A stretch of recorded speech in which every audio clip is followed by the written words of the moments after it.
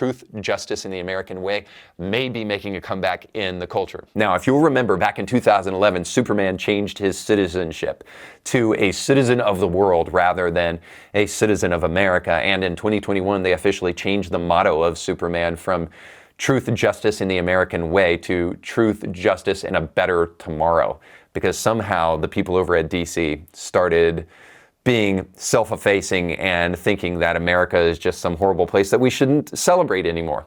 But that may all be about to change as Superman comes back to theaters. Now, just to give you at least a little bit of a review, all I can tell you is that I'm hopeful that this film actually may paint Superman in the light that he deserves. And it might be a return to the Superman that we know and love. And I'm hopeful about that. Not quite like this. Obviously, teaser trailer, right? Proper teaser. Much more Superman than I thought we would get in that. The music, I mean, come on, they did the music. And then the crypto bit, I knew crypto was going to be in this trailer. I didn't know it was going to be crypto. Oh. But I am hopeful about it because the trailer sure seemed to be upbeat. It seemed to present us a Superman that is serious and a little bit stoic and somebody that's interested in standing even if he's misunderstood for what is right. It gave me a sense that there would be an interesting take on Superman as I was watching this. It seems upbeat, it seems positive, it seems that the tone is right in line with Superman movies of old. I love the fact that there seems to be other characters that they're bringing into the story here. And then one thing that I haven't seen anyone talk about is the release date of the film, which does seem to be a good sign. They're going to release it right after the 4th of July because they want this film to be patriotic. All that to say, DC has done a horrible job in the past, and I'm not positive that they're going to do a good one here.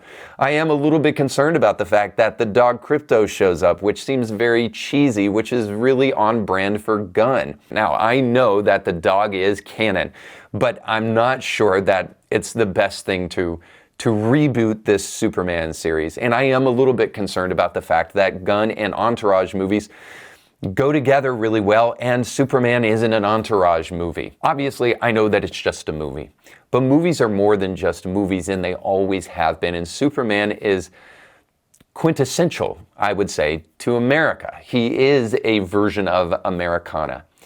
And he is a depiction, more importantly, of the good. And we have experienced so many stories, especially when it comes to the superhero genre, that are totally dedicated to destroying the good and trying to make the evil characters seem somehow morally conflicted so that we can appreciate them a little bit more. But I'm wholly uninterested in movies like that and would love to be able to praise the good for being good and the bad for being bad. Not because I can't think in gray, but because evil exists and good exists. And whether you like it or not, they're not as difficult to apprehend as you might think. All that to say, whenever movies actually illustrate the existence of good and make it clear to their audience as something that is praiseworthy and worthy of acceptance, that is a good thing. And that's what Superman has always stood for. And so I'm hoping that will be what we see in this new Superman movie. So again, I think July is an important date for this movie that hopes to give a little bit of inspiration and a appreciation for America rather than the kind of American-hating nonsense that we have seen coming from Hollywood.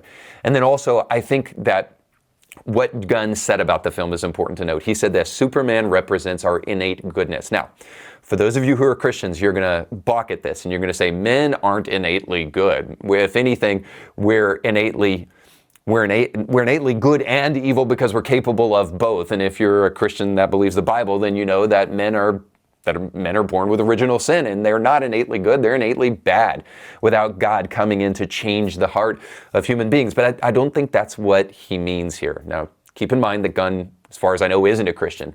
I think what he means is simply this, that it is okay to praise something for being good.